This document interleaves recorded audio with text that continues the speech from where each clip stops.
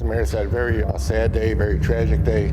We did have a firefighter who made the ultimate sacrifice. Every call you go on, you literally are putting your life on the line. Dispatch, we're going to pull everybody out of here. Fire's got too much of a head start. We're going to pull them out. Buddy was taking videos, and quite a big explosion kind of came out the front as well. Think of the lives lost. You think of the young man who perished today. You think of his family. And then you think of his larger family, Buffalo Fire Department. And this isn't something that we get over quickly. We remember these things, and it's just the very opening of this rawest of wounds. This is not something I'll ever get over. The city of Buffalo mourning one of its bravest tonight, a firefighter killed in the line of duty while working to put out a major fire this morning here in downtown Buffalo. Good evening, I'm Leah Lando. We are joining you live tonight, unfortunately, with some sad information. We're here on Main Street. Right behind me, that 4-alarm fire broke out just about 8 hours ago. A 4-alarm fire broke out there. Crews were called to 745 Main Street around 10 o'clock this morning. The fight to put out the flames, claiming the life of a 37-year-old. I want to show you live what we're looking at now. There is still some smoke coming from the top of what is now a shell of a building that I'm told has to be demolished. And Buffalo's mayor ordering flags at city buildings to fly at half-staff in honor of the 37-year-old firefighter who did not make it out of that fire alive. Officials tell us the flames triggered a structural collapse inside the building. We're going to show you a video from earlier today. That's when crews were called to evacuate. The department then announcing just after noon that a firefighter was unaccounted for. Of course, everybody here at the scene, we've been here all day praying that they would find him and he would make it out alive. Unfortunately, that did not happen. Not long after, crews here were seen saluting a group as they left the building. 7 News reporter Michael Schwartz has new details about the tragic fire, and he joins us live from outside Engine 2, where the firefighter was stationed. Michael. Yeah, good evening, Leah. And you can see firefighters are now hanging up a purple and black bunting, the last colors you ever want to see outside a fire station, hanging over Engine 2's garage. That bunting, the ladder raised, as they are now hanging it up in memory of their fallen brother, the 37-year-old who served out of Engine 2. Just below that ladder is flowers. Someone placed them by as they were walking by. There's also a candle on Engine 2's brick wall just outside there on Virginia Street and Elmwood Avenue. Authorities have not released the name of this 37-year-old firefighter, as they say family members are still notifying loved ones. The firefighter saluted, as you mentioned, Leah, in a procession from Main Street to ECMC.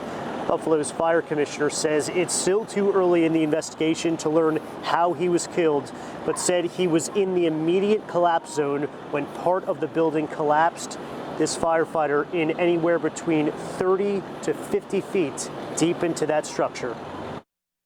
We did have a firefighter who paid the ultimate sacrifice today, bravely fighting that fire at 745 Main Street. Unfortunately, we don't know exactly how he passed. We do know he was in that immediate collapse zone. There was a mayday called, and the rest of our firefighters, the rescue personnel that were on scene, had to evacuate the building immediately. And unfortunately, they weren't able to retrieve him at the time, so we don't really know. I have met with the family briefly at the scene. And I do plan on following up with them actually this evening with the mayor. We're going to visit with the family and offer our condolences and make sure we meet all of their needs going forward. And you see the flag outside Engine 2 at half-staff tonight. The school across the street just did the same. People have been coming by, including a woman named Elizabeth, who I met recently. She said after learning about the passing of this 37-year-old firefighter, she felt so sad, so she went to a nearby store, got a card in memory of who she called a hero. I just feel sympathy, and then I was on my way to get something from the Dollar Tree, and then I figured out that 5 minutes from this fire station, fire hall, so that I want to send him something for the family.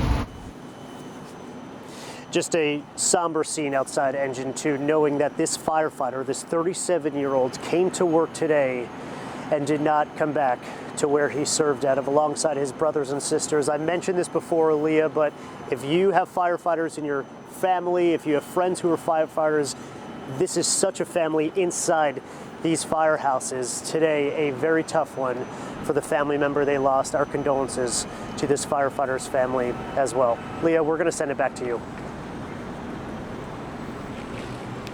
All right, Michael, thank you so much. Yeah, we're live here. Right behind me, there is still some activity from what was a very dramatic scene earlier. Fire officials and city inspectors have been inside the building. They now say that it needs to be demolished immediately. That could happen as soon as tonight. We're told the structure is too unstable.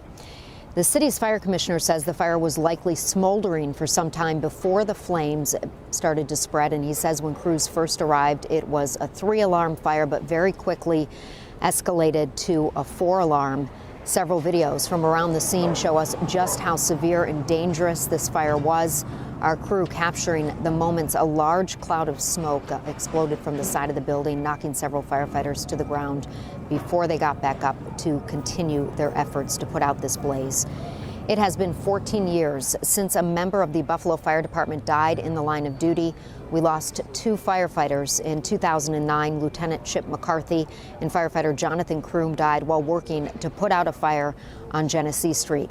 And I spent the entire day here, and the mood, of course, very somber, especially once the fire was under control and the reality of the loss set in. I spoke with numerous firefighters and police officers who knew the victim. Obviously, they are very emotional right now as they mourn the loss of one of their own.